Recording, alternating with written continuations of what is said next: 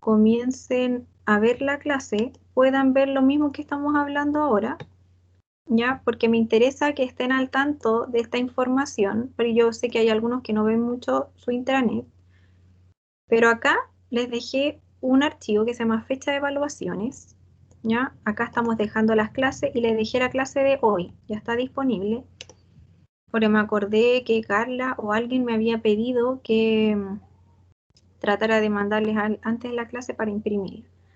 Y aquí tienen las 4 evaluaciones. Fíjense que las 3 primeras tienen una temática que es más bien teórica. La 1, la 2 y la 3. Y la 4 es de los prácticos que vamos a hacer en enero. ¿Ya?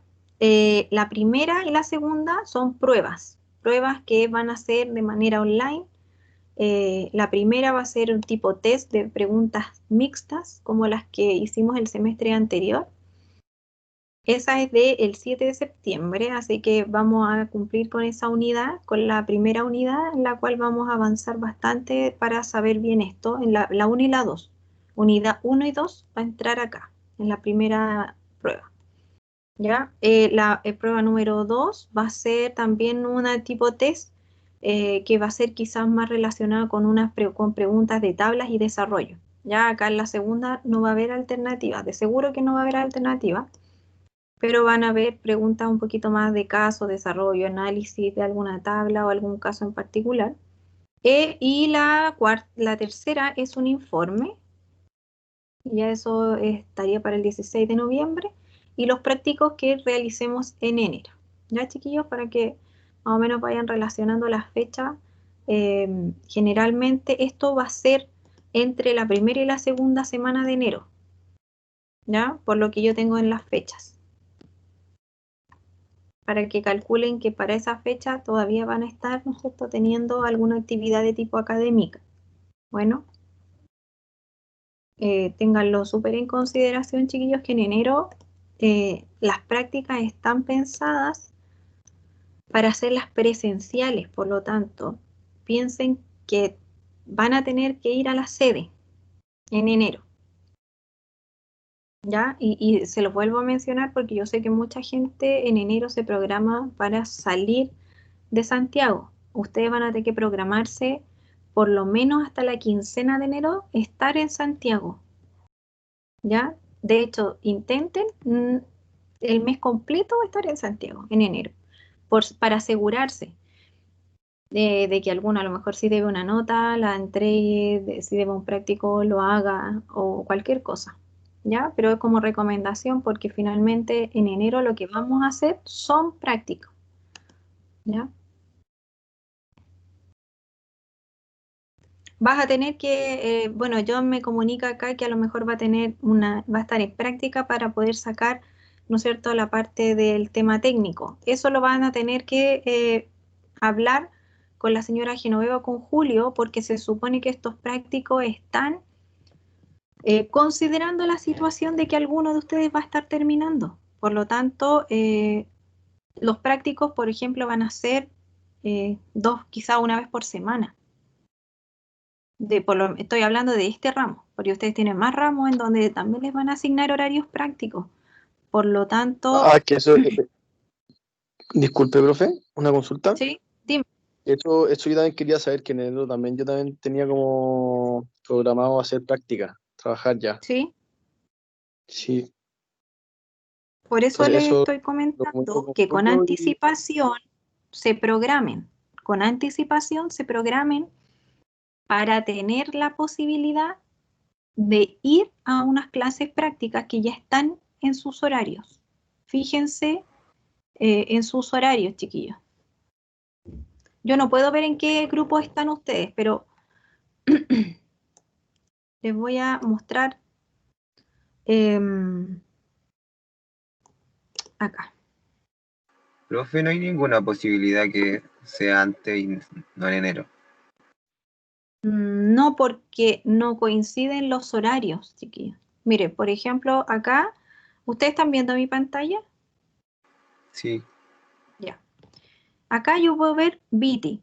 Viti tiene una sección que es práctica y se dividió el curso en dos grupos. En el grupo A y en el grupo B. ¿Por qué? Porque a partir, ¿no es cierto?, de las condiciones de cuarentena en las cuales tenemos que trabajar, no podemos trabajar en grupos tan masivos. Por lo tanto, tenemos que hacer 2 grupos. Fíjense ustedes en qué grupo van a estar. Por ejemplo, el grupo A. Yo no puedo ver los alumnos que hay en el grupo A, chiquillos, por eso no les puedo decir a ustedes en qué grupo están hoy día. ¿Ya? ¿Y cómo vemos eso, profe? Debieran estar en sus horarios. Por ejemplo, el grupo A tiene 1, 2, 3, 4, 5 fechas prácticas. Perdón, la primera no. Son 4. 1, 2, 3, 4. Pero la del 12 de enero, esa no se contó. 1, 2, 3, 4. Esas 4 fechas están asignadas para que tengamos actividades prácticas. Fíjense que hasta la quincena, hasta el 12 de enero. Es el grupo A. ¿Ya? Eso lo tiene que ver cada uno de ustedes porque yo no sé qué alumnos hay en el grupo A y qué alumnos hay en el grupo B. Eso lo hicieron, los grupos fueron asignados por la señora Genoveva y don Julio. ¿Ya? Y si nos vamos, por ejemplo, al grupo B, las fechas son distintas porque son en otro horario. La del 12 no la tomamos y tomamos 1, 2, 3, 4. Y la del grupo B termina el 6 de enero. Está determinada la fecha de término. ¿Ya? Por lo tanto, a lo mejor los que tengan problemas, organícense de tal manera que los problemas que tengan, por ejemplo, los solucionen hasta el 6 de enero. ¿Ya? Los que tengan a lo mejor más problemas para asistir en enero. ¿Ya? Por ejemplo, los que tienen que trabajar o algo así, a lo mejor en enero, intenten ver la posibilidad de que le reasignen al grupo B, que termina antes. Termina con fecha 6 de enero y el otro termina el 12 de enero, o sea, una semana más. ¿Ya? Pero eso es lo que yo les puedo decir por ahora, a modo de que ustedes se anticipen.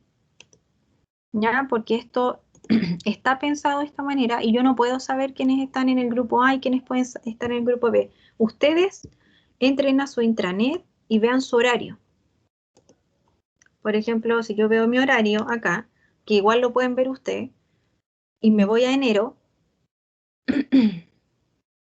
esto no es parte de la clase, pero en realidad igual es parte de la clase, porque es El algo A, importante. el que termina el 13, profe.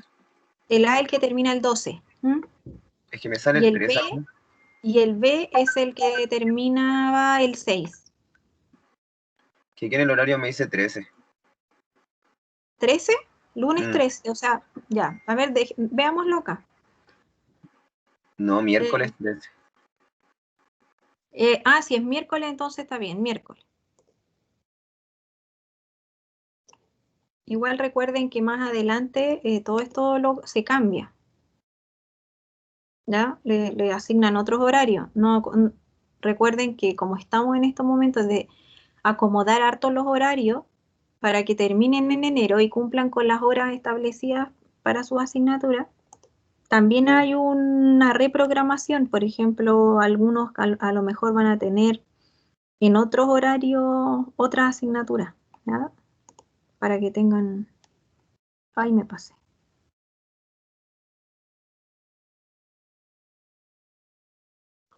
Aquí. Por ejemplo, Viti, hay días que voy a tener un grupo los martes, aquí. ¿Ven? Por eso que terminan el 12. ¿Ya? Para que tengan ahí, ojo. Hay unos días en enero en que vamos a tener clase los lunes, los martes y los miércoles. Entonces vamos a tener que ver ahí qué grupo le toca el lunes, qué grupo le toca el martes y qué grupo le toca el miércoles. El primer grupo terminaría acá, el 6, y el segundo grupo terminaría el 13, que es la última clase. Ahí está, ¿ya? Para que vayan viendo bien desde ya, se programen con sus tiempos para enero, ¿ya? Ahí terminaríamos la última clase de práctico, en enero. Entonces hay un grupo que va a terminar esta semana y el otro grupo va a tener su último práctico esta semana. ¿Ya, chicos? Para que tengan harto, lo vayan pensando desde ahora cómo van a ir organizando sus tiempos. ¿no? A modo de consejo, yo les recomiendo que desde ya lo vayan ya programando.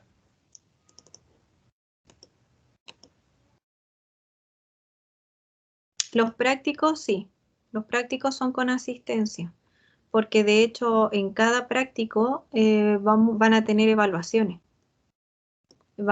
acumulativas que van a corresponder al último 30%.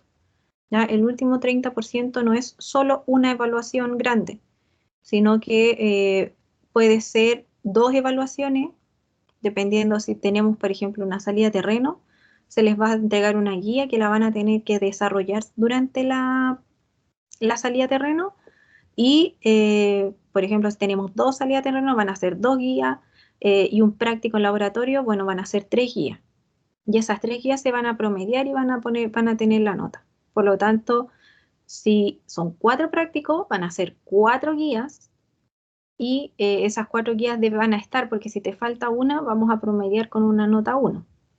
Por lo tanto, de alguna manera ahí está tu evaluación, que tiene que ser la evaluación hecha durante el horario del práctico. ¿Ya, John? Por lo mismo les digo, prográmense con tiempo para que no tengamos problemas después para la fecha. ¿Ya? No es mi idea andar poniendo malas notas, pero si está como programado con tanta anticipación, es precisamente para que ustedes puedan ordenar sus tiempos. ¿Ya? Entonces ahora, Profe, ¿Mm? Dígame. Profe, en el caso de que entremos a cuarentena de aquí a enero, ¿se supone que van a postergar todo o no? Habría que hacer un replanteamiento de esos prácticos, de todas maneras. Ahora se está pensando en cómo hoy se está viendo la evolución de la cuarentena, que estamos como saliendo de las cuarentenas. Pero si en algún caso, por alguna razón, no sé, pues llegáramos a diciembre y dicen, ¿saben qué? Esta cuestión aumentó mucho, nos vamos nuevamente a cuarentena, vamos a tener que hacer un replanteamiento de la última evaluación, de ese último 30% que se le está asignando un horario práctico y que finalmente no lo vamos a poder llevar a cabo, obviamente, por condiciones de cuarentena, ¿ya? Pero obviamente eso se tiene completamente pensado dentro de la programación, ¿ya? Pero por ahora es súper importante que si podemos hacer prácticos, los hagamos, ¿ya? Ya, chicos, entonces no, voy a ver si es que hay otra consulta.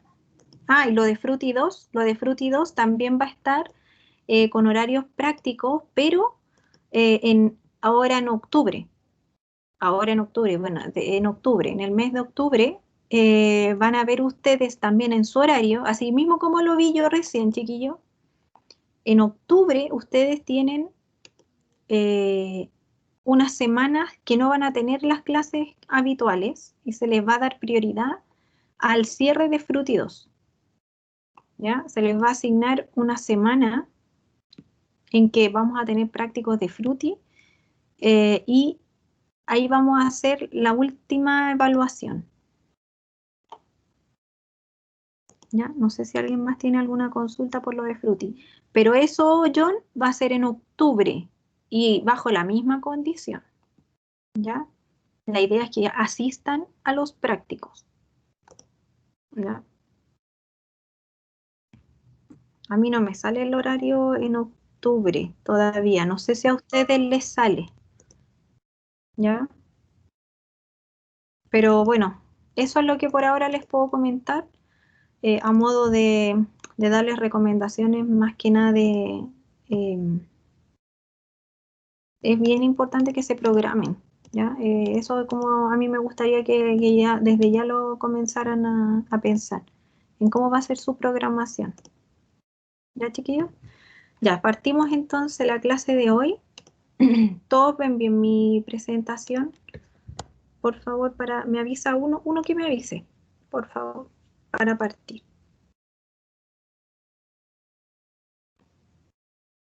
sí, se ve, profe, perfecto.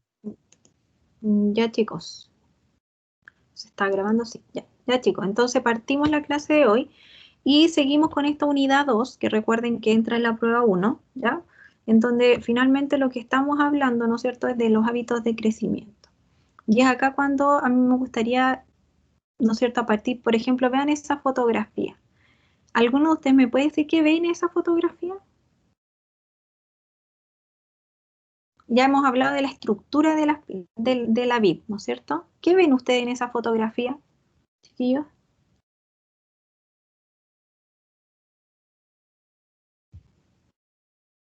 Me imagino que están escribiendo, ¿o no? Ah, tampoco. Ya chicos, respondan. ¿Qué ven en esa fotografía?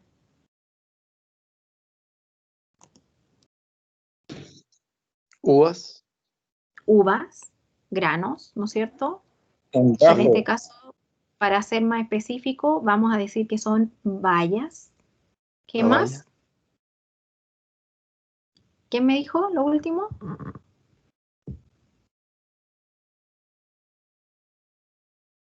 ¿Qué más, chicos? ¿Qué es esto?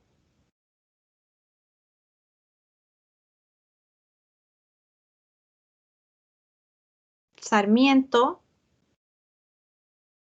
¿Qué es esto que ven aquí enroscadito? Un Un zarcillo. Un zarcillo, bien. ¿El tamaño del racimo no les parece raro? es chico, po, está Es como, chico. sí. Ya. ¿Alguien me podría decir qué característica tiene este racimo? Primero, ¿no les parece raro que tenga un zarcillo ahí?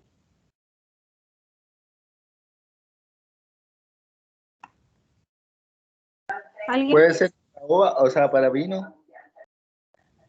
Podría ser, puede ser. Pero en general, chiquillos, yo los voy a ir ayudando un poco porque me interesa que comiencen a hacer este tipo de análisis a nivel Y de ese es el problema estructura. del raleo. Eh, Mira, indirectamente sí podría haber tenido un problema de raleo. ¿Por qué? Porque este racimo, fíjense que se forma, ¿no es cierto? Pero es muy pequeño y muy apretado. Esto es lo que en el campo conocemos como pampanitos, ¿ya? Y estos pampanitos nunca crecen mucho y no se desarrollan, no llegan a madurar. Por lo tanto, a nivel eh, como de fruta como tal, desde el punto de vista sensorial, nunca son aprovechados. Siempre quedan colgados en el campo. Porque precisamente este pampanito se formó, pero fíjense que este pampanito traía una señal, ¿no es cierto?, que iba a ser, era un zarcillo. Entonces, ¿qué pasa? Que cuando la rama que trae, ¿no es cierto?, estas yemas que son reproductivas, forma zarcillos, bajo este zarcillo se forma un pampanito. Este pampanito finalmente iba a ser un racimo al principio, pero la planta, por algún motivo, de a lo mejor que necesitaba luz, ¿no es cierto?, necesitaba trepar una pared, formó un zarcillo, ¿ya? Y modificó de alguna manera, inicialmente en la salida de la yema, modificó su genética y definió primero formar un zarcillo y después formar un racimo. Pero este racimo ya no es el racimo original, no es un racimo productivo, ¿ya? Por lo tanto, por eso se le llama pampanito, ¿ya? Y yo me acuerdo que la semana pasada parece que alguien preguntó por esto, si se podía generar un racimo a partir de un zarcillo. Bueno, este es un ejemplo de un pampanito que se forma, ¿no es cierto?, luego de un zarcillo en un brote. Finalmente acá lo que tenía que haber salido primero era un racimo grande, productivo. Pero por alguna razón la planta definió que ese racimo se convirtiera en zarcillo y luego, como tenía tanta nutrición, igual se forma un racimo pero mucho más pequeño, ¿ya? Son modificaciones genéticas que se desarrollan a partir de las necesidades de las plantas. ¿Ya? ¿Qué otra estructura ven? La hoja, ¿no es cierto? Ven el raspón o el eje central del racimo. ¿Ya? ¿Qué es lo que ven acá, chiquillos, ustedes? En esta imagen. Bueno, Una para los yema. que... Eso, ¿no es cierto? Los que empezaron a leer se dieron cuenta que acá abajo hay, ¿no es cierto?, un sarmiento, que es esta rama, ¿no es cierto?, que tiene un nudo acá, y sobre cada nudo hay una yema, ¿no es cierto? Entonces lo que nosotros estamos viendo acá son yemas de vid, las yemas, que es estas gorditas que nosotros vemos, ¿no es cierto?, cuando podemos ver los brotes del año. Entonces, ¿qué vamos a ver aquí? Lo que vimos en la clase pasada y también lo mencionamos. ¿Se acuerdan que las yemas estaban formadas, ¿no es cierto?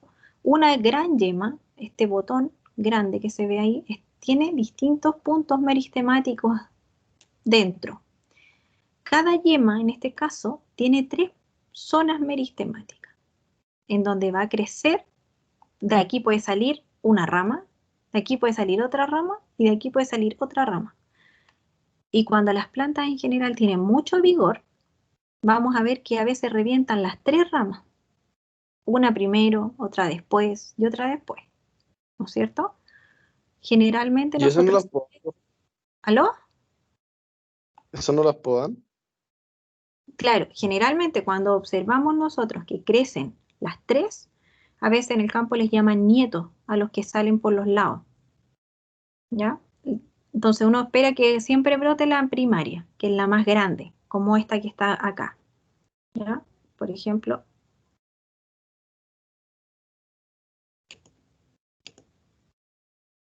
aquí.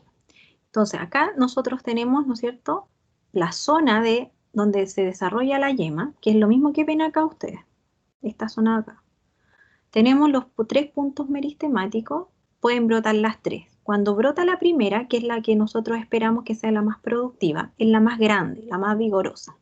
Si brotan las laterales, la primaria o la terciaria, aquí dice brote primario, brote secundario, brote terciario. Lo que se hace en el campo es que generalmente uno deja la primaria y a veces la secundaria cuando puede ser que la primaria se queme por alguna helada, por ejemplo. Entonces nos sirve la secundaria. Ya la terciaria la verdad es que es bastante menos productiva que las otras, las primeras 2. La que siempre es más productiva es la primera. ¿Ya? Si brota la segunda y brota la tercera, nosotros necesitamos que todos los fotoasimilados, toda la energía de este brote se vaya siempre a la más productiva. Por lo tanto, en ese caso, se sacan. ¿Ya? Y es lo que se hace cuando uno pasa por el campo y hace desbrotes. Saca los brotes. ¿Ya? Para alguien que me preguntaba recién. Si se podan, sí se podan. ¿Ya? Y se van eliminando los brotes que yo, ¿no es cierto?, creo que lo que pueden hacer es solamente quitarme energía. ¿Ya? Aquí la Priscila había puesto frutos, ¿sí? En este caso, claro, veíamos fruta en la foto anterior, veíamos la rama, que recordemos que para el caso de la vid vamos a utilizar el concepto de sarmiento, cuando la rama tenga, ¿no es cierto?, ya una estructura más bien de madera y no herbácea, ¿ya? Pero la rama en sí le llamamos nosotros, si es del año, le vamos a llamar sarmiento. Entonces acá, si hacemos un corte transversal, podemos ver el punto meristemático, ¿no es cierto?, de cada una de las yemas primaria, secundaria y terciaria de las cuales hablamos también la semana pasada, ¿ya? Porque al final, profe, si es que, o sea, creo yo, si es que no ¿Sí? se podan, termina quitándole como nutriente a la primaria, ¿no? Claro, de todas maneras. Lo que nosotros siempre vamos a querer es que toda la energía que tiene esa rama se vaya siempre al brote primario, al más potente.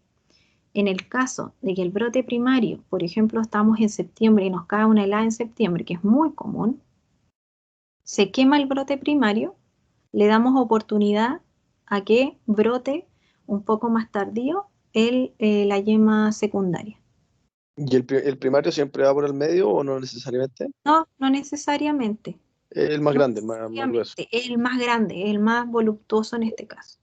Acá ustedes pueden ver cómo se puede ver también un corte longitudinal de una rama, en este caso, en donde se puede observar en este lado una yema secundaria, una primaria, y fíjense cómo a partir del tiempo se va desarrollando siempre más grande la primaria. ¿Ya? Ahí vamos viendo cómo empieza el meristema apical a desarrollarse. ¿Se acuerdan cuando hablamos de fisiología vegetal? De los meristemas. Bueno, este es un meristema apical que está dentro de una yema y que comienza a desarrollarse, y fíjense la otra cómo empieza a quedar de lado. Sin embargo, no es que esta muera, ¿ya? Esta sigue activa hasta el punto en que realmente esta se sostiene en el tiempo y la otra prácticamente se ve anulada. ¿Ya? Pero fíjense cómo esta empieza a crecer, fíjense cómo comienza a marcarse los nudos, las estructuras que se empiezan a formar. ¿Ya? Aquí en la punta está el meristema apical. ¿Ya? Estas son fotografías bajo microscopio, obviamente. ¿Ya? Son cortes preparados. Acá es lo mismo, ¿ya? Lo mismo que podemos ver. Acá podemos ver el meristema primario, o sea, perdón, la yema primaria, y con sus dos yemas, ¿no es cierto?, laterales, que son la secundaria y la terciaria, ¿ya? Fíjense que la más grande y la que generalmente opta por salir, ¿no es cierto?, la más frondosa es la primaria. Acá, si ustedes pueden ver, por ejemplo, cómo se vería un brote, a lo mejor que todas brotaran del mismo punto. Entonces, ¿qué tendríamos que hacer en ese caso? Ir y seleccionar el brote que queremos. Entonces vamos desbrotando. Y aquí empezamos con el concepto de fenología de la vid, chiquillos, ¿ya? Y la fenología, vuelvo a preguntar, ¿qué es fenología? ¿Qué es la fenología de la vid? Si ustedes vieran esto. Vimos nosotros la fenología, ¿no es cierto?, de los árboles frutales el semestre pasado. Los órganos. Ya, los órganos, pero esa sería como la organografía, ¿no? Si lo viéramos, la fenología sería de alguna manera el comportamiento de la planta Sí, en verdad. un ciclo completo productivo, ¿ya? Pero recuerden que siempre es en un ciclo productivo, cuando hablamos de fenología. No hablamos de la vida completa de la planta, desde la semilla hasta que forma una flor y un fruto, sino que hablamos de un Pero al ciclo final viene siendo productivo. como la ciencia que va estudiando como los cambios. Claro, de alguna manera sería, ¿no es cierto?, como una ciencia que se estudia, en este caso, el ciclo productivo de la vid, en este caso, la fenología de la vid.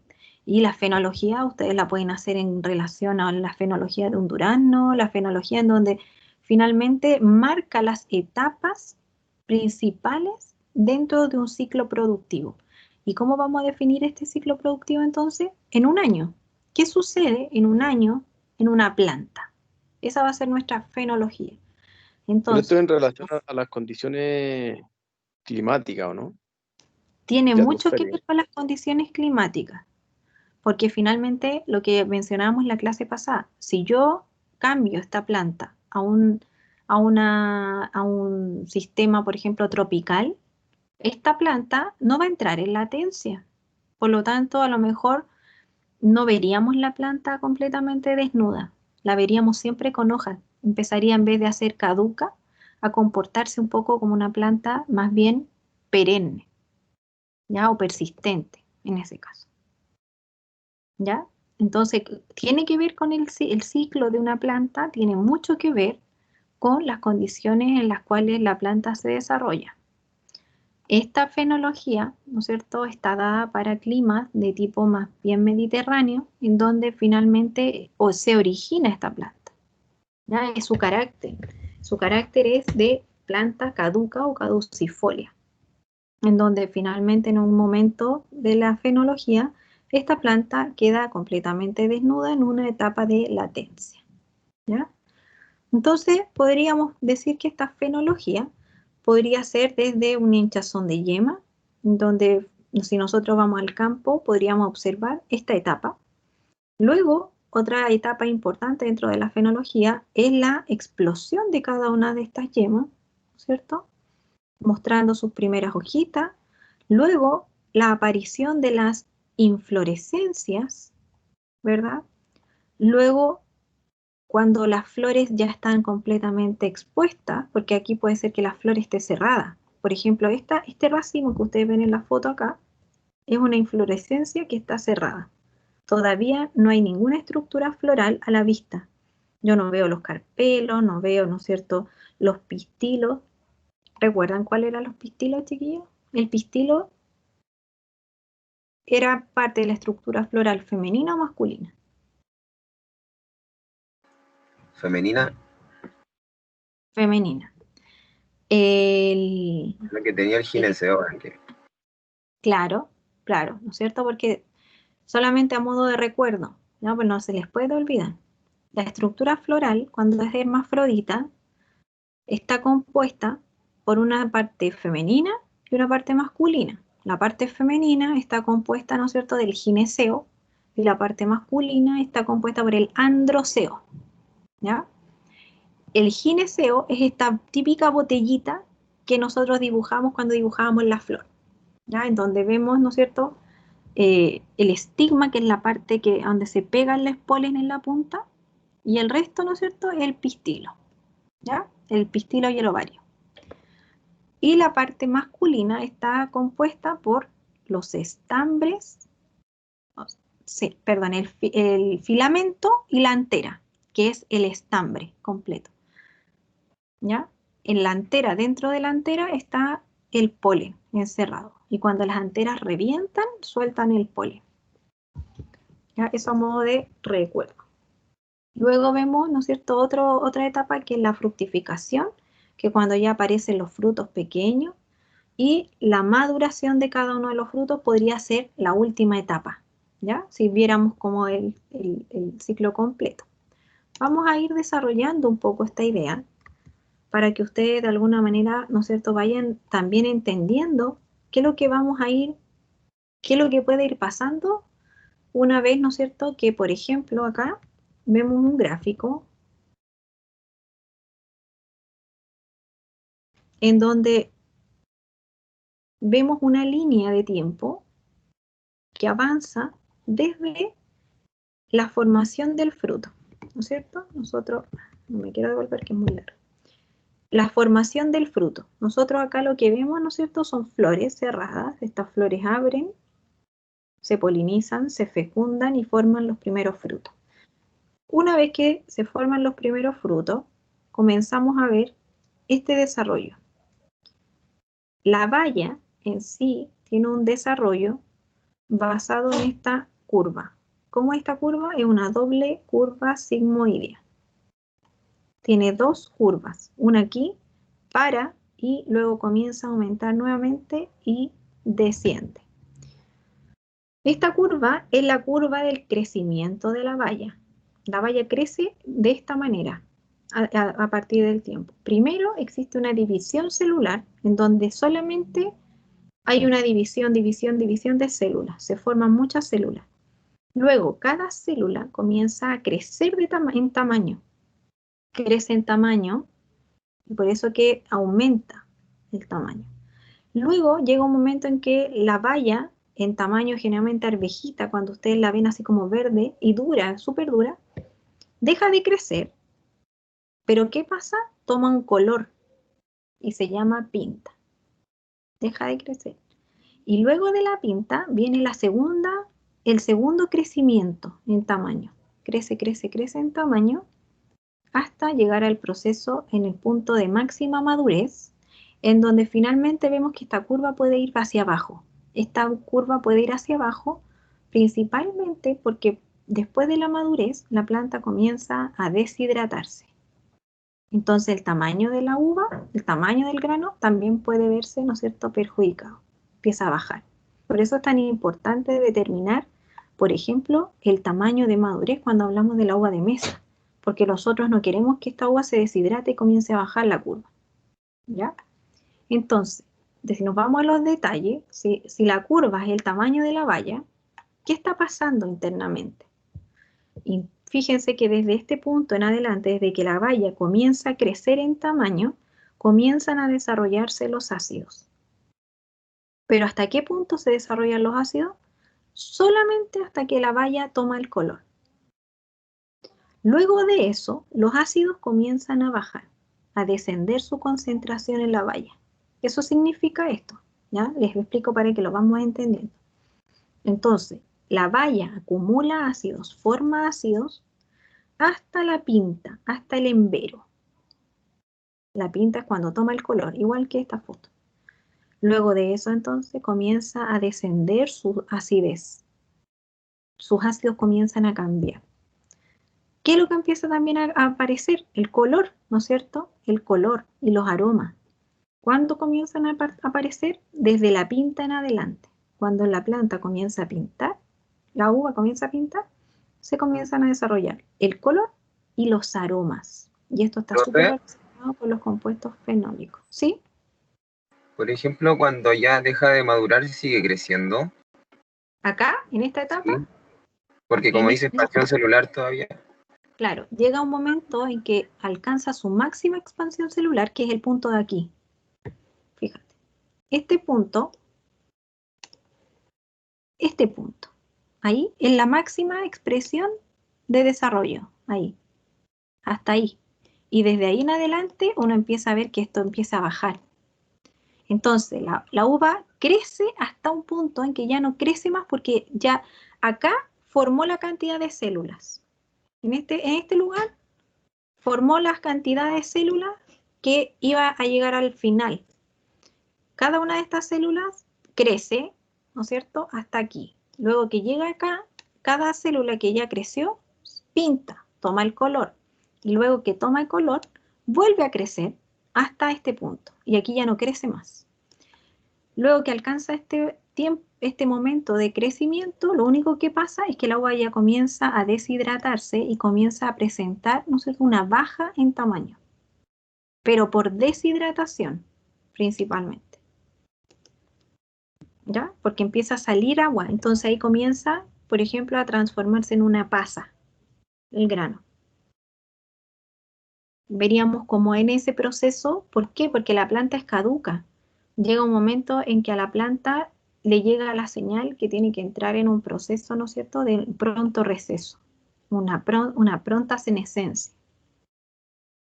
¿Ya? Entonces acá, ¿qué es lo que empieza a pasar? El grano se empieza a deshidratar porque tiene que caer y dejar su semilla en el suelo, porque finalmente esa es la información, ¿no es cierto?, natural que trae esta planta. Por lo tanto, no va a hacer crecer más la fruta. ¿Qué es lo que comienza a partir de la pinta también? Un proceso de ablandamiento. Empieza una actividad enzimática que se encarga, ¿no es cierto?, de generar que las células que estaban formadas acá comiencen a ablandarse también. Las paredes celulares de cada una de las células, ¿no es cierto?, comienza a tener algún tipo de transformación a partir de la actividad enzimática. ¿Y qué comienza también a aparecer a partir de la pinta? El azúcar. Y por eso que a partir de la pinta nosotros comenzamos a medir grados Brix. ¿Se acuerdan de los grados Brix? Eran los sólidos solubles disueltos, ¿no es cierto?, dentro de la pulpa del grano, que es la fruta, Al final es como el dulzor que trae la uva. como el dulzor. Pero está representado de aquí hacia allá por el azúcar, pero fíjense, si nosotros medimos grados Brix antes de la pinta, ¿qué estaríamos midiendo? ¿Qué sólidos están disueltos ahí? Solo los ácidos. Así es, sí. Por lo tanto, cuando nosotros medimos grados Brix muy cercanos a la pinta, lo que estamos midiendo nosotros es una mezcla entre ácido y azúcar. Por lo tanto, generalmente es un dato bastante erróneo, muy cercano a la pinta. Uno empieza a medir Brix cuando ya comienza en esta parte, cuando ya se asegura que existe una sensación de azúcar dentro del grano. ¿Ya? Porque si ustedes empiezan a medir en grano verde, se van a dar cuenta que muchos de esos sólidos que miden son ácidos. Y al Por lo final, tanto, profe, el VIX y la temperatura de adentro de la uva es la que dice, la que en el fondo demuestra si se cosecha o no se cosecha. Claro, pero más allá de la temperatura interna, tú lo dices por los 20 grados. Sí, Ya, no, es que lo que pasa es que, bueno, tú a lo mejor has medido grados Brix antes o no, por eso lo sí, pregunto. sí. Ya, Tiene que ser lo que pasa es que, 16, de hecho, el kit de mesa. claro, pero esos son los grados Brix para cosecha, ¿no es cierto? Que generalmente Sí, para la uva de mesa se cosecha con un grado Brix de más o menos 16, 10, entre ya de los 15 a los 17, es como el rango en que tenemos que cosechar. Entonces, si nosotros queremos uva para vino, esperamos hasta los 23 grados más o menos, sí, grados son Brix. como 20. Entonces, ¿qué es lo que medimos ahí generalmente? El azúcar. Y eso nos dice que tiene 15 grados Brix para uva de mesa o 17 grados Brix para uva de mesa. ¿Ya? Pero cuando hablamos de la temperatura asociada a esos grados Brix es porque los equipos con los cuales medimos están calibrados a una temperatura. No es que la uva internamente tenga esa temperatura. ¿Ya? El equipo, cuando ustedes calibran un equipo, lo tienen que calibrar bajo una condición de laboratorio. Entonces el equipo está calibrado a 20 grados Celsius. Entonces cuando uno mide en laboratorio, baja las temperaturas o sube las temperaturas para 20 grados Celsius, para cometer menos errores porque los equipos están equilibrados a 20 grados. Pero en el campo, en la realidad, uno mide a la temperatura que está la uva nomás. Y generalmente puede llegar a ser más de 20 grados. ¿Ya? Eso más que nada para que lo vayan entendiendo por qué uno dice mide grados Brix a 20 grados Celsius. Es porque el equipo está calibrado a 20 grados Celsius, entonces si nosotros medimos con el jugo a 20 grados Celsius, estaríamos midiendo así con cero error. Pero si nosotros le agregamos un grado para arriba, un grado para abajo, 21 o 19, estaríamos quizá jugando con un grado de error dentro del valor. Por ejemplo, en vez de que haya sido 17 grados Brix, en realidad no eran 17, sino que eran 16,9. ¿Ya? Pero son errores que son tan pequeños que tienen peso a nivel de laboratorio, pero no a nivel práctico. Eso es lo que creo que vayan entendiendo. Bueno, entonces, más o menos para entender cómo es un ciclo productivo de la vid, nosotros tendríamos que hacer esta escala de tiempo. ¿Ya? Esto es una escala de tiempo para el hemisferio sur, ¿ya? Y aquí incorporamos lo que es un ciclo vegetativo y un ciclo reproductivo. Un ciclo vegetativo va a estar dado, ¿no es cierto?, por solamente el desarrollo de hojas y ramas. Y cuando hablamos de ciclo reproductivo, incorporamos a este desarrollo flores y frutos, ¿ya? Entonces, en ese caso, ¿no es cierto?, vamos a partir hoy, pensando en que estuviéramos en la primavera ya, ¿ya? Estamos en la primavera 2020. ¿Qué está ocurriendo en la planta en este momento? Si estuviéramos en la primavera del 2020, estaría ocurriendo la floración, ¿no es cierto?, para la producción que nos va a dar la uva el 2021, cuando cosechemos aquí, perdón, acá, ¿ya? Cuando estemos cosechando ahí, el 2021. Estamos en la primavera 2020, en donde está generándose las flores que nos van a dar los frutos del 2021. Pero también en este momento está ocurriendo la inducción floral, que lo que está haciendo es que cada una de estas yemas, ¿ya?, se está definiendo para 2 años más. Está ocurriendo la inducción floral para el año 2022, para esta cosecha. Por lo tanto, si ustedes mantienen una planta esta primavera desnutrida, llena de plagas, llena de enfermedades, lo que están haciendo es generando un daño para 2 años más. Porque si ustedes tienen una mala planta en esta primavera 2021, lo que están generando es que la inducción floral que está ocurriendo en cada punto meristemático de las yemas, es que esa señal que está llegándole a la planta sea completamente mala, muy negativa. Por lo tanto, la inducción no va a ser precisamente para generar flores, sino que va a ser a lo mejor para generar solo ramas, solo hojas, porque en realidad no quiere la planta, no se siente preparada para generar una producción, ¿no es cierto?, de flores y frutos. Recuerden que la inducción floral es un proceso que ocurre dentro de las yemas y lo que hace es generar es una señal que recibe cada punto meristemático para definirse en ser reproductiva o ser vegetativa, una yema. Las yemas que van a brotar acá en este pitón son yemas que ya decidieron qué ser, como las yemas que vimos al principio de la clase. ¿Ya? Voy a devolverme porque me interesa que entiendan esto. Esta yema ya decidió qué ser, ¿no es cierto? Ya sabe lo que va a hacer, ya viene con esa señal. Sin embargo, todas las yemas que van a dar la producción del 2021, que está pasando aquí mismo, no saben qué es lo que van a hacer, pero dependiendo de la señal que estén recibiendo de la planta, del clima, de las temperaturas, van a ir rápidamente definiendo, ¿no es cierto?, en qué se van a transformar en 2 años más. Y por eso que es tan importante que la planta esté sana y fuerte y vigorosa, para que esta inducción sea la mejor posible, para que el 2022 nos dé la mejor cosecha. Y esto ocurre, ¿no es cierto?, en todos los árboles frutales. Lo que pasa es que la inducción en general puede ser antes, ¿no es cierto?, en algunos casos, puede ser antes o después de la floración, ¿ya? Pero siempre es muy cercano a lo que es la floración. Está ocurriendo paralelamente la inducción floral en los puntos meristemáticos, ¿ya? Entonces, si nos vamos a... ¿Sí? Los daños, por ejemplo, en esa inducción floral, como helada o algo así, ¿son irreversibles después?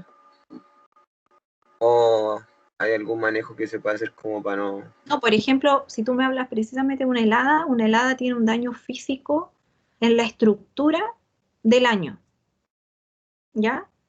Pero en la inducción, lo que más es importante es, por ejemplo, que el árbol cumpla con las horas de frío y con las horas de luz. Por ejemplo, que tengan días largos, ¿no es cierto?, con hartas horas de luz, con inviernos no tan largos, no tan extensos, sino más bien que cumpla las temperaturas frías, pero con horas largas de luz. Más allá del daño por la helada, porque el daño por la helada o por plaga, los ejemplos que dio recién, a eso más me refería. Porque debilita, claro. Cuando, por ejemplo, tenemos una enfermedad asociada a la planta en primavera, lo que hace es que indirectamente va debilitando la planta. Es como una enfermedad, como que nosotros estamos, ¿no es cierto?, constantemente enfermos de algo, nos va debilitando. Por lo tanto, si nosotros quisiéramos tener, por ejemplo, un hijo estando enfermos, no sería quizás nuestro mayor objetivo, porque sabemos que nos puede traer peores consecuencias. Por lo tanto, en ese caso, la planta lo que dice es que estando así de mal, así de enferma, con las plagas constantes, con una enfermedad constante, la inducción va a ser, ¿no es cierto?, no para inducción floral, sino que más bien una inducción para un ciclo más vegetativo, de formación quizás más de ramas, de hojas, pero no reproductivo, ¿ya? No voy a generar flores, ¿ya? Eso es la parte en la cual afectaría. Más que nada por una respuesta a un debilitamiento de la planta. Por eso una buena nutrición también es muy importante, porque le das vigor a la planta, y una planta que está con un buen vigor y está sana va a responder muy bien a las señales de luz y temperatura, ¿ya? Simplemente es por eso. Luego de eso, si vamos avanzando en esta línea de tiempo, tenemos aquí febrero del 2021, ¿no es cierto?, donde la planta alcanzaría su pinta, su embero. Luego ya en abril, mayo podríamos tener cosechas. Esto obviamente aquí, si vemos abril y mayo, estamos pensando en uva de vino. Si nosotros quisiéramos cosechar la uva de mesa, estaríamos un poquito antes, ¿ya? Febrero, marzo. Estaríamos en marzo cosechando, o en febrero, la uva de mesa, ¿ya? Y es prácticamente cuando más comemos uva de mesa, ¿no es cierto?, porque estamos aquí en pleno verano comiendo mucha uva, ¿verdad? Entonces, aquí estaríamos en uva de mesa, abril, mayo, más o menos ya la cosecha para uva de vino. Junio, agosto del mismo año 2021 estaríamos podando, preparando nuestra poda Acá tenemos una espaldera, acá tenemos un parrón, ¿no es cierto? Con distintas, fíjense los hábitos de crecimiento, la conducción que se lleva en este parrón y cómo se está podando una espaldera. ¿Ya? Son bastante distintas simplemente por su sistema de conducción. Luego acá vemos una línea roja en donde vemos que aparece nuevamente la próxima primavera. Esta primavera está dando las flores, ¿no es cierto?, que van a producir la cosecha del 2022 y está generándose la inducción para el año 2023. Fíjense, lo mismo que está ocurriendo acá. Entonces es súper importante las primaveras, ¿ya? Para nuestras plantas. Luego viene el embero y la cosecha nuevamente, ¿ya? Y esto es de alguna manera lo que veríamos dentro de un ciclo productivo de la vid.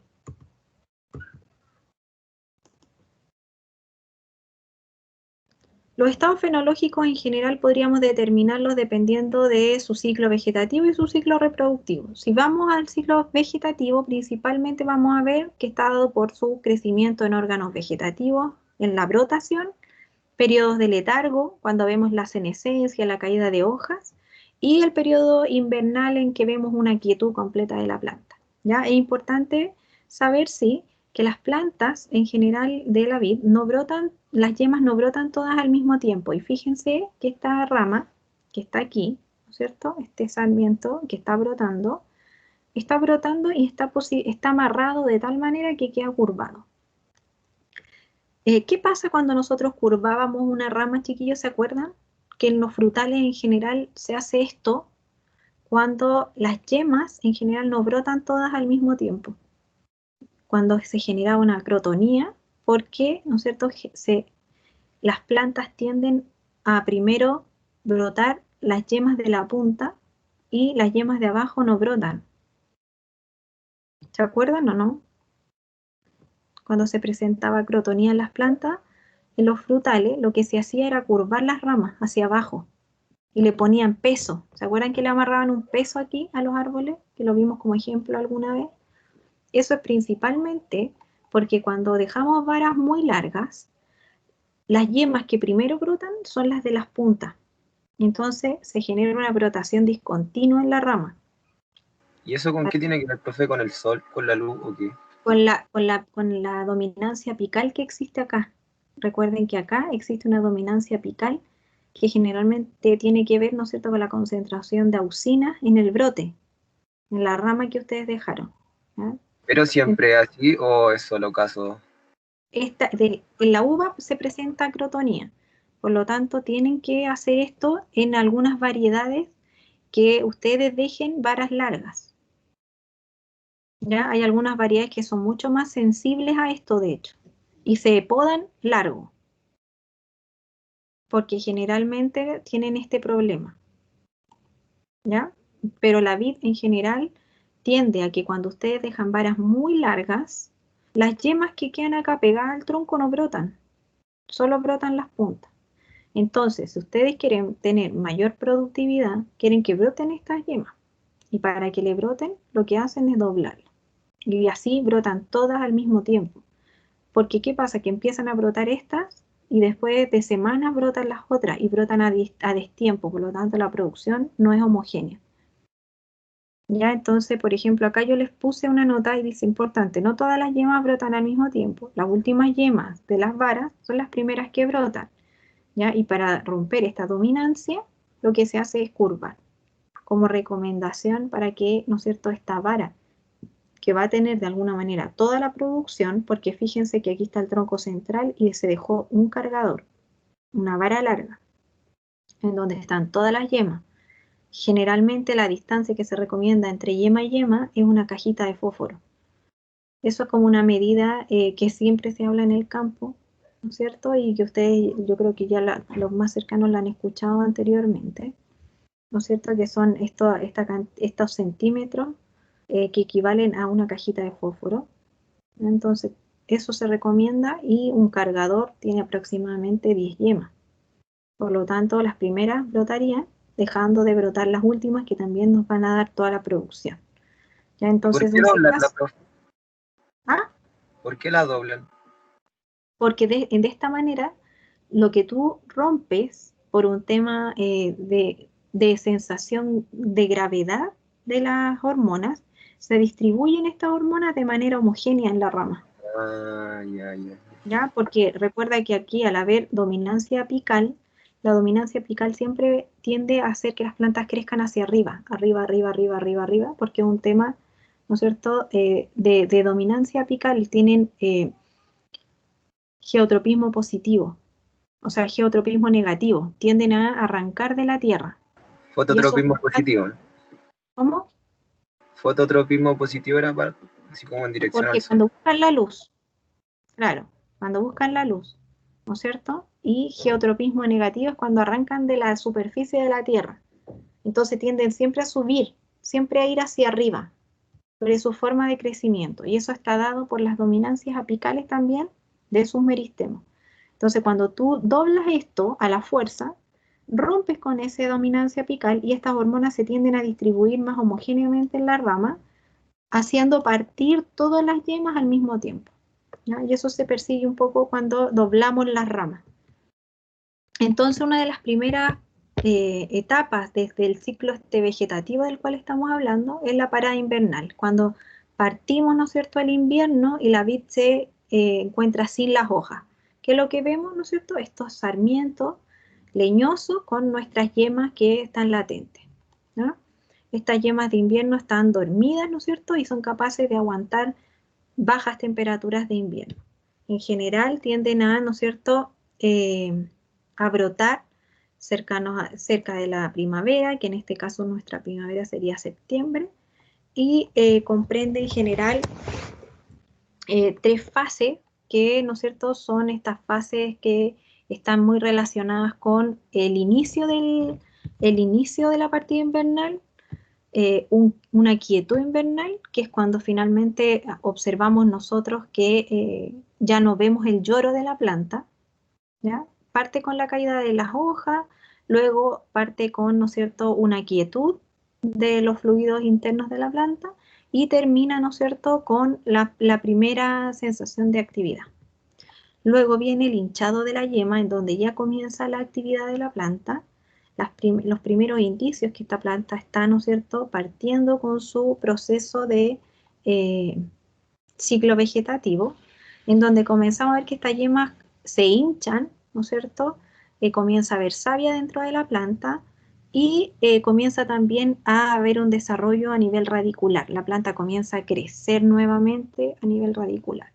Y comienza aquí a aparecer lo que es el lloro, que también lo quise poner para los que no se acordaban un poco del concepto. Y es cuando la planta uno la corta acá y tiene actividad en sus floemas y en su xilema, porque internamente sus haces vasculares ya comenzaron, ¿no es cierto?, a tener circulación.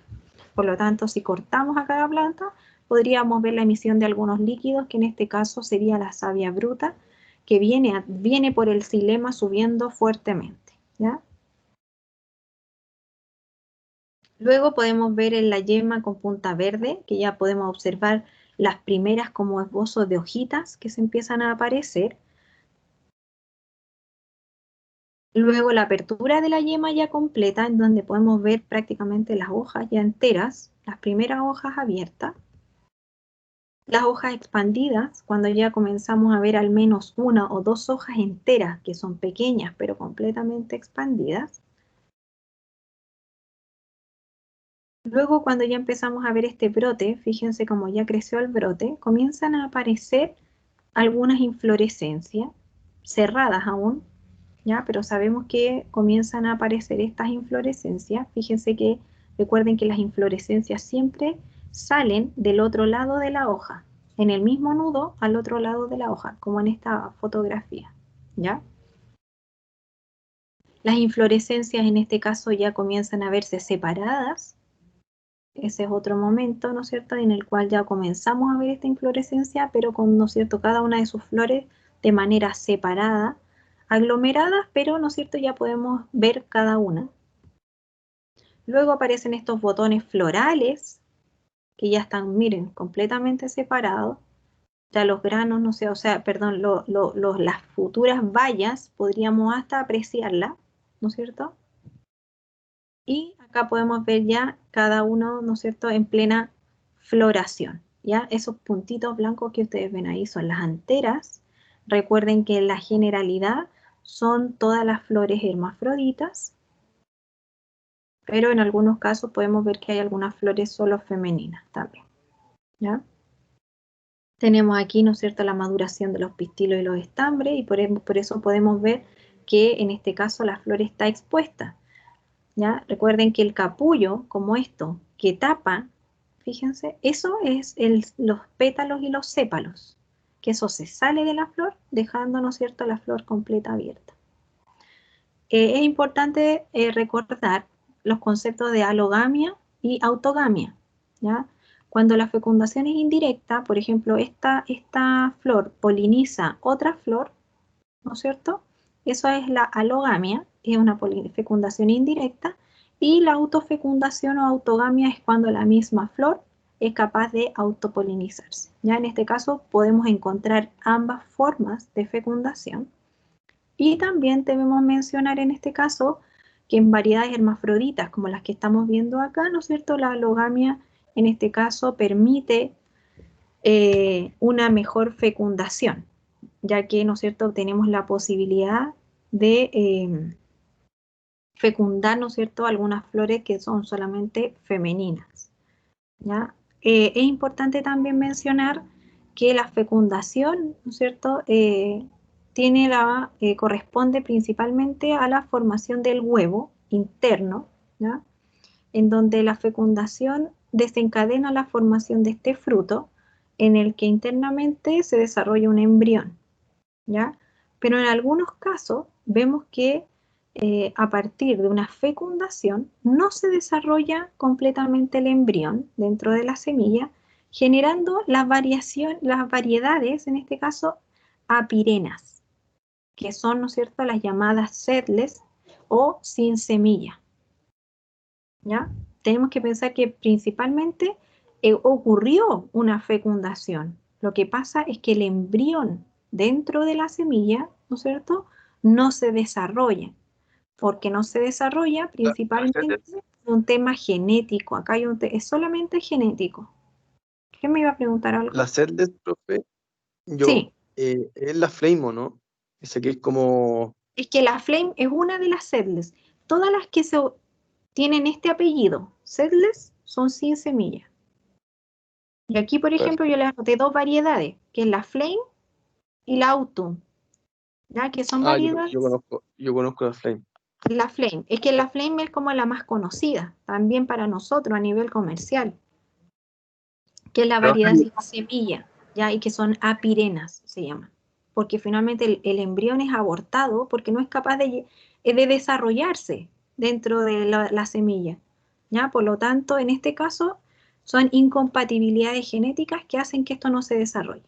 ¿Y cómo podemos desarrollarlo? Aplicándole giberelina, que es esta hormona, ¿no es cierto?, que de alguna manera lo que hace es actuar como lo que haría el embrión. El embrión produce giberelina y si no está el embrión, le aplicamos la giberelina. Y de esa manera hacemos que crezca la valla. Dime. Profe, ¿qué significa apirena? Apirena es sin semilla, como concepto. Ah, ya. ¿Ya? Para que lo memoricen. Entonces, tenemos este crecimiento de uvas, ¿no es cierto?, que crece en esta curva doble sigmoidea, que yo se la volví a poner un poco acá, y teniendo, ¿no es cierto?, la curva de los grados Brix, que a partir de los 40 días después del cuajado, más o menos, comienza ya, ¿no es cierto?, a acumularse grados Brix dentro de la valla, y también las antocianinas, que son, ¿no es cierto?, las que aportan el color. ¿Ya? Más que nada para que tengan eso. Esto es lo que habíamos mencionado, que, ¿no es cierto?, cuando tenemos variedades apirenas que están relacionadas con uvas de mesa, aplicamos, ¿no es cierto?, ácido giberélico cuando queremos que estas variedades apirénicas crezcan en tamaño. Si no queremos, las dejamos para pasar. ¿Ya? Podemos definir, ¿no es cierto?, estas tres fases: la primaria, la fase inicial, que tenemos aquí la 1, hay un crecimiento rápido, grande, ¿no es cierto?, principalmente por un desarrollo de división celular. Luego la fase 2 tenemos un crecimiento un poco más lento, más letargado, porque principalmente lo que hace es que cada una de las células formadas crece, ¿no es cierto?, alcanza su tamaño máximo y hay un reposo en esta etapa. Y, ¿no es cierto?, tenemos la tercera fase, que es una fase más bien reconocida como una fase de maduración, en donde podemos ver ya la fase desde el embero en adelante, y también tenemos periodos de sobremaduración en donde podemos ver que la curva comienza a bajar y el peso de la baya también comienza a bajar. Tenemos también, siguiendo con el ciclo, ¿no es cierto?, ya entramos en el ciclo reproductivo, en donde podemos ver, ¿no es cierto?, una baya ya formada, tamaño perdigón, que es como una balita chiquitita muy dura, y nos muestra, ¿no es cierto?, un fruto cuajado, que todavía podemos ver, ¿no es cierto?, la punta ahí del fruto, o sea, de la flor, ¿ya? Podemos ver aún todavía algunas estructuras florales. Es importante acá conocer también el concepto de corrimiento, ¿ya? Cuando existe corrimiento es cuando no existe el 100% de cuajado de las flores, ¿ya? Nosotros, algunos estudios dicen que del racimo entre el 30 y el 70% de las flores son realmente cuajadas, el resto son todas abortadas, y entre ese 30 y 70%, ¿no es cierto?, existe también lo que se llama el corrimiento, que son flores que quedan, que finalmente no son fecundadas, pero nunca llegan a cuajar, no llegan a formar fruto, ¿ya? ¿Por qué ocurre este corrimiento? Generalmente es por competencia de fotoasimilado, no se formaron bien los frutos, o sea, las flores, factores climáticos, ya que también las temperaturas influyen bastante en la formación del momento del cuajado, características a lo mejor patológicos, pueden tener problemas fisiológicos simplemente, y también características presentes en la variedad. ¿Ya? Acá luego tenemos ya un racimo mucho más formado, y esto le llamamos tamaño guisante, que es como una arvejita. Luego tenemos ese mismo racimo, pero ya compactado, ¿ya? Este es un racimo compactado en donde se le llama también un cierre de racimo. ¿Por qué cierre de racimo? Porque no vemos espacio hacia el otro lado, no podemos ver hacia el otro lado, por lo tanto este racimo ya está cerrado. Y es acá cuando es súper importante la llegada de luz y la buena ventilación del racimo. ¿Por qué? Porque acá empieza la formación de hongos, y que ya tenemos, ¿no es cierto?, racimos muy vulnerables. Luego tenemos el proceso de embero, cuando observamos ya, ¿no es cierto?, esta formación y cambio de color, ¿ya? También a partir del embero, recuerden que las pieles comienzan a ablandarse, por lo tanto también aquí hay un fuerte ataque de hongo, ya que, ¿no es cierto?, las paredes celulares se han visto un poco más destruidas dentro de lo que son los tejidos, ¿ya?, producto de las enzimas que ya empiezan a actuar.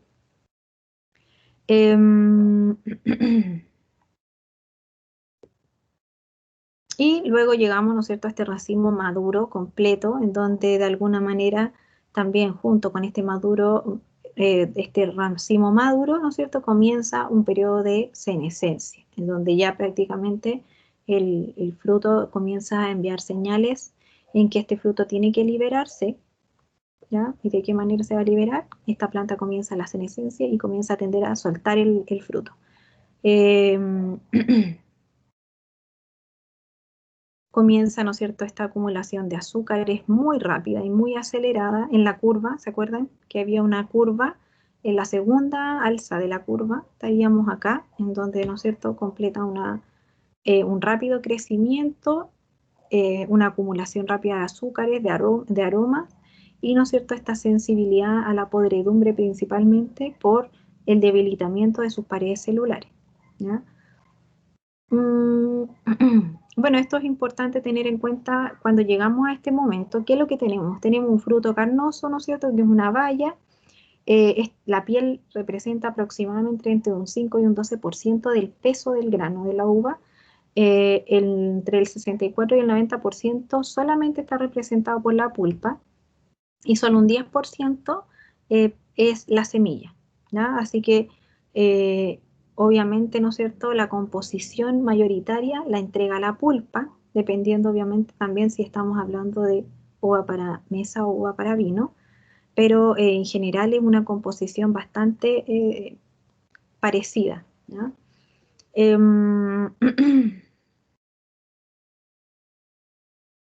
Finalmente, ¿no es cierto?, dentro de lo que es el periodo completo, vemos, ¿no es cierto?, este agotamiento de la parra, ¿no es cierto?, en donde vamos a ver la caída de las hojas, ¿ya? En donde estas hojas comienzan a amarillar, comienza a bajar la respiración de la planta y la transpiración comienza a detenerse, bajando, ¿no es cierto?, los fluidos internos del xilema y del floema, yéndose todos a sus lugares de, ¿no es cierto?, de acumulación de reservas, que principalmente son las yemas que quedaron latentes y las raíces, ¿ya?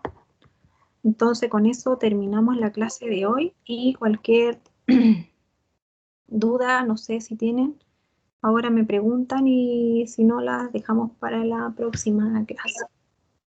¿Alguien tiene duda? A mí me quedó súper claro, profe. Ya. Bueno, esos son temas que igual vamos a tener que repasar siempre, porque generalmente hay conceptos que se van enredando en algunos casos, así que eso lo podemos ir viendo de todas maneras, cada uno de los conceptos. Por ejemplo, el concepto de millarandaje, ¿lo han escuchado? ¿De qué? Millarandaje. No, yo ni idea. ¿Alguien? ¿No? No, profe. El concepto de millarandaje es cuando uno ve el racimo y ve que hay granos muy verdes, muy rojos y muy rosados. Es como ese, el concepto de millarandaje es el concepto que tiene el racimo, cuando en general nosotros observamos que este racimo madura de manera súper disparejo, ¿ya? Eso es. El concepto, el millarandaje es este racimo disparejo de distintos colores, que finalmente es como un fruto, un gran fruto, ¿no es cierto?, que es el racimo, que madura de manera muy diferente.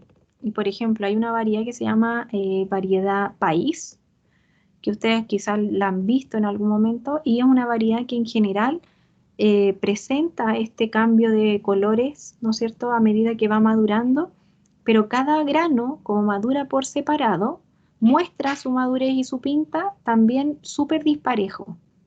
¿Ya? Y a ese concepto de un racimo que es muy heterogéneo en su madurez, se le llama un racimo con millarandaje. Y también está el concepto del corrimiento, que es cuando vemos, ¿no es cierto?, estos racimos que finalmente están como pelados entre medio porque hubo mucho aborto floral, mucho aborto en el proceso de cuaja, ¿ya? Entonces son conceptos que finalmente vamos a irlos viendo, porque también a nivel de literatura en algunos casos les puede generar algunas confusiones. Por ejemplo, hay un concepto que, para el que lo quiera consultar a lo mejor, si ustedes ven bibliografía, por ejemplo, española y bibliografía chilena, van a ver que hay algunos conceptos que no se utilizan a la par. Yo les voy a mandar, le estuve sacando fotos a un libro que tengo. Yo generalmente presto mis libros, así que si a alguno le presta un libro, acuérdense en algún momento de devolvérmelo, pero tengo unos libros y les saqué fotos. Así que algunas fotos se las voy a ir subiendo como texto para que las vayan estudiando, ¿ya? Como texto aparte de lo que son las clases. Pero hay un concepto que se llama, por ejemplo, agostamiento. El agostamiento es un concepto que tiene que ver con los cambios, ¿no es cierto?, en los procesos vegetativos, ¿ya? El agostamiento es cuando finalmente ocurre en agosto, cuando la planta empieza a cenecer. Pero si vamos al agostamiento, en agosto finalmente no es ese el proceso que a nosotros nos acomoda, ¿no es cierto? Porque la planta no comienza a cenecer en agosto, al revés, comienza de alguna manera como a activarse. Por lo tanto, el agostamiento se utiliza, ¿no es cierto?, en Europa, en España, como lenguaje. Así que cuando lo lean, no es un concepto que se utiliza acá en Chile, el agostamiento, ¿no? Es un concepto más bien europeo, porque estamos en contraestación, el hemisferio norte. Por lo tanto, hay conceptos en los cuales, si bien los vamos a leer mucho, no tienen mucho que ver con nuestra realidad, ¿ya? Así que tengan cuidado cuando lean. Por eso yo trato de ponerle siempre, si estamos hablando de hemisferio sur, hemisferio norte, cómo son los nombres y cuáles son las fechas. Porque muchas veces uno lee a veces algunos textos y están relacionados con otros hemisferios, así que tengan harto cuidado cuando lo lean. Ya, chiquillos, ya los dejo, porque ahora comenzamos otra clase, yo por lo menos. Ya.